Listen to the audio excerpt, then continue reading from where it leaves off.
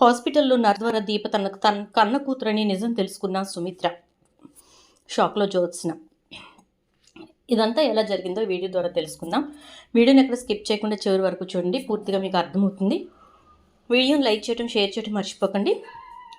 Channel subscribe చేసుకుని పక్కనే bell ఐకాన్లో all tap చేయండి. మొత్తం మీదకి చూసుకున్నట్లయితే కనుక సుమిత్రకి ఎప్పుడైతే జ్యోత్స్న నిజం చెప్పిందో సుమిత్ర అయితే కుప్పకూలిపోయింది. సో జ్యోత్స్న నా కన్న కూతురు కాబట్టి తను నాకు నిజం చెప్పింది, నువ్వైతే నేను చచ్చిపోయినా నిజం చెప్పవు అని చెప్పి దీపని అంటుంది సుమిత్ర. దీప బాధపడదు, ఎందుకంటే నా కన్న తల్లి సంతోషంగా ఉండడం నాకు కావాలి, తను ఈ బాధను భరించలేదు, అందుకోసమే నేను చెప్పలేను అని మనసులో అనుకుంటుంది. ఇక సుమిత్ర అయితే నా పరిస్థితి నాకు అర్థమవుతోంది, నేను ఇక బ్రతకను, నాకు తెలిసిపోతుంది అంటూ చాలా బాధపడుతూ ఉంటుంది. ఇక అలా బాధపడుతున్నటువంటి సుమిత్ర ఇక జ్యోత్స్నను చూస్తూనే నీరసించి కళ్ళు తిరిగి పడిపోతుంది. శివనారాయణకైతే అస్సలు మనసాగదు. నా కోడలు నా కూతురు ఇద్దరు ఒకటి అనుకున్నాను, నాకు ఇద్దరు కూతుళ్ళు అనుకున్నాను, అలాంటిది ఇప్పుడు ఈ కూతురికి ఇలాంటి కష్టం వచ్చింది అని చెప్పి బాధపడుతూ ఉంటే ఇక పారిజాతం అయితే సుమిత్ర అలా కళ్ళు తిరిగి పడిపోతున్నావు ఏంటమ్మా, లేగు లేగు అంటూ ఉంటుంది. ఎంతసేపటికి సుమిత్ర అయితే మేల్కోదు.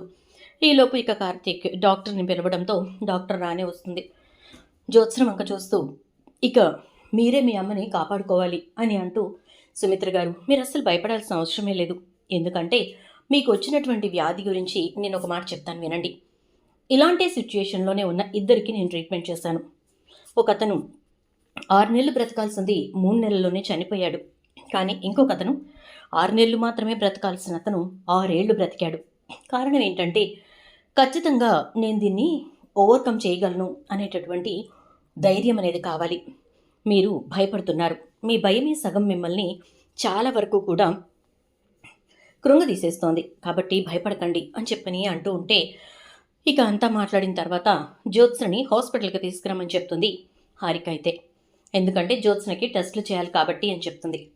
దీపవంక చూస్తూ సుమిత్రతో ఒక మాట అంటుంది, తన్ని మీకు కార్తీక్ భార్యగానే తెలుసా, అంతకుముందు తెలుసా అని అంటే, అంతకుముందే నాకు తెలుసు అని సుమిత్ర చెప్తుంది. ఏమో కానీ మీకు తన రక్త సంబంధికురాలు కాకపోయినా కూడా మీరు ఈ బాధపడుతున్న మొదటి రోజు నుంచి ఈ రోజు వరకు తన ముఖం ఒకేలా ఉంది.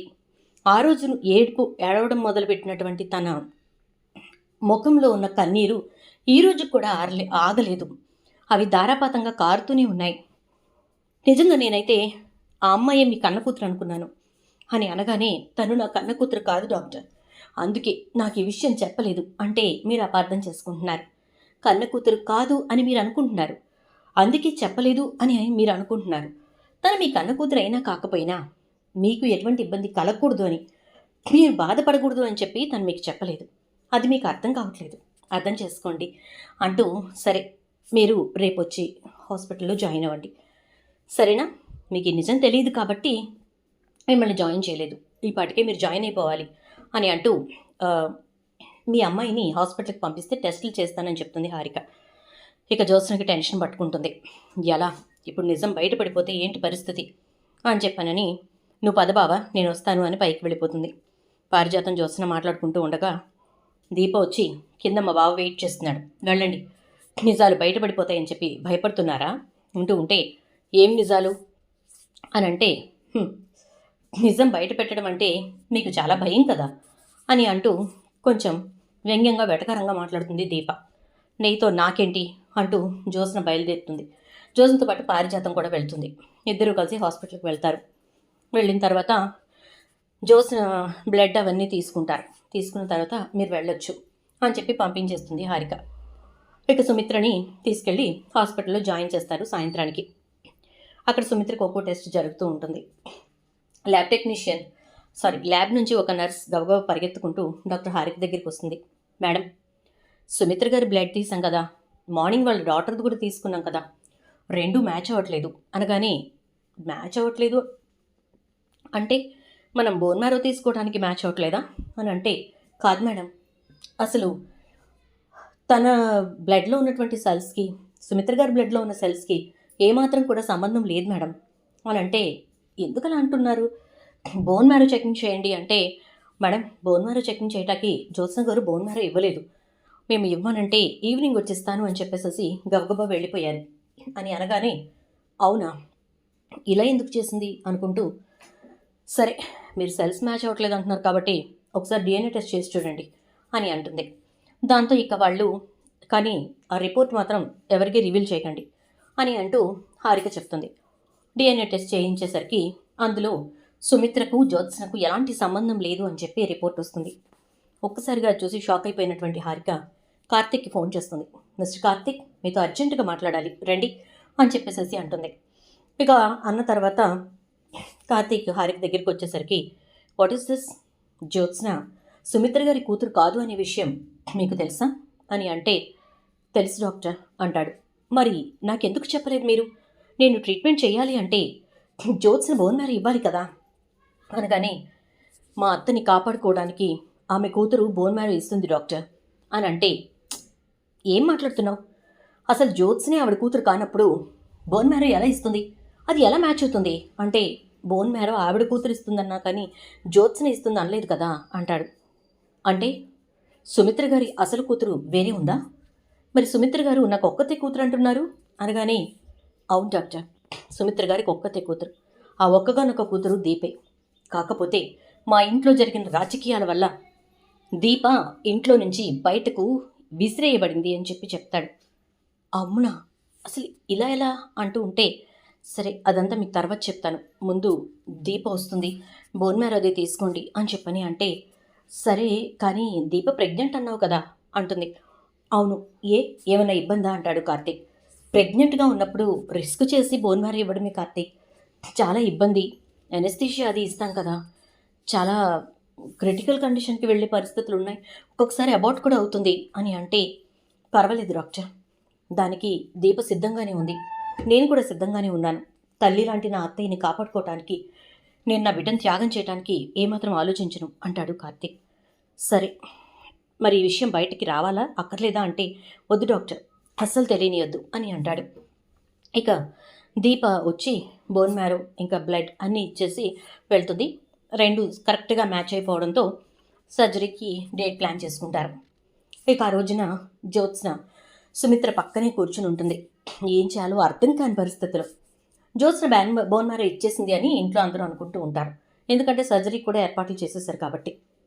జ్యోత్స్నకేమో, నేను సర్జరీకి బోన్ మ్యారో ఇవ్వలేదు, కానీ వీళ్ళు సర్జరీకి అరేంజ్మెంట్స్ చేసుకుంటున్నారు, అసలు ఏం జరుగుతోంది? దీపే వారసురాలు అనే విషయం ఇప్పుడు నాకు తప్ప ఇంకెవరికీ తెలియదు. ఎందుకంటే తెలిసిన మా నాన్న నేను నా అండర్లో ఉన్నాడు. మరి ఇక్కడ బేబే వారసురాలు అనే విషయం తెలిసిన వారి ఎవరైనా ఉన్నారా?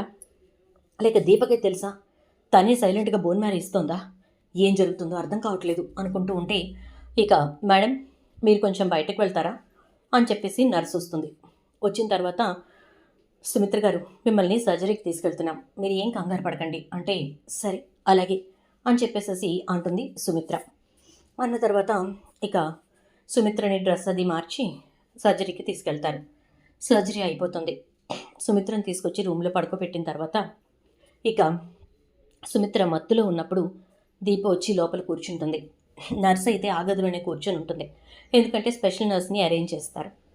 ఇక వచ్చి కూర్చుని నర్సు ఉన్న సంగతి దీప చూడదు, ఎందుకంటే కర్టెన్ వెనక్కి కూర్చొని తన బుక్ చదువుకుంటూ ఉంటుంది. అమ్మా, నిన్ను కాపాడుకోవటానికే నువ్వు నన్ను కన్నావమ్మా, అందుకే ఈరోజు నీకు పునర్జన్మనివ్వటానికి నీ బిడ్డగా నేను నా బిడ్డను త్యాగం చేయటానికి కూడా సిద్ధపడ్డానమ్మా. నా ప్రెగ్నెన్సీ పోయినా పర్వాలేదనుకున్నాను, ఎందుకంటే నువ్వు బ్రతకాలి, నువ్వు ఉంటేనే నా జీవితానికి అర్థం పరమార్థం, నిన్ను బ్రతికించుకోగలిగితేనే నేను పుట్టి ఇంతవరకు పెరిగినందుకు ఒక అర్థం ఉంటుందమ్మా అని చెప్పేసేసి అంటూ ఉంటే, ఇక అదంతా వింటున్నటువంటి నర్స్ ఎవరికి చెప్తున్నారు, ఎవరు మాట్లాడుతున్నారు అని కర్టన్ పక్కకు తీసి చూస్తూ ఉంటుంది. అక్కడ దీప కూర్చుని ఉంటుంది. నువ్వే నా కన్న తల్లివని నేను నీకు చెప్పలేను, నేనే నీ కన్న బిడ్డనని చెప్పలేను, కానీ నిన్ను బ్రతికించుకునే అవకాశం భగవంతుడు నాకు మాత్రమే ఇచ్చాడు. చూసావా, జ్యోత్స్న నీ కన్న బిడ్డ కాదు కాబట్టి భగవంతుడు ఈ రూపంలో తను కన్నబిడ్డ కాదని చెప్పి ప్రపంచానికి తెలిసేలా చేశాడు. ఇప్పుడు అది తెలిసినా తెలియకపోయినా నాకు బాధ లేదమ్మా, నువ్వు మాత్రం బ్రతికావు, అది చాలు నాకు, ఈ సంతోషం చాలు నాకు అని చెప్పని అంటూ ఇక దీప అక్కడి నుంచి బయటకు వెళ్ళిపోతుంది. అలా వెళ్ళిపోయిన తర్వాత నర్స్ లేచి బయటకొచ్చి, ఏంటి తను బోన్ మ్యారో ఇచ్చింది కదా, మరి ఏంటి కొత్తగా వచ్చి నేను నీ కూతురునని చెప్పి అంటూ మాట్లాడుతుంది అనుకునే లోపు సుమిత్ర లేచి, నర్స్ ఇప్పుడు ఇక్కడ కూర్చుని ఎవరు మాట్లాడారు నాతోటి అని అంటే, అదే కార్తీక్ గారి భార్య ఉంది కదా ఆవిడే అనగానే, ఏం మాట్లాడుతుంది అంటే, మీకు వినిపించలేదా అంటే, లీలగా వినిపిస్తున్నాయి కానీ క్లారిటీ లేదు అంటుంది. ఆవిడే మిమ్మల్ని కాపాడింది, మీకు బోన్ మ్యారో ఇచ్చింది. మీ అమ్మాయి జ్యోత్స్న మీ కన్న కూతురు కాదేమోనని నాకు అనుమానం మేడం.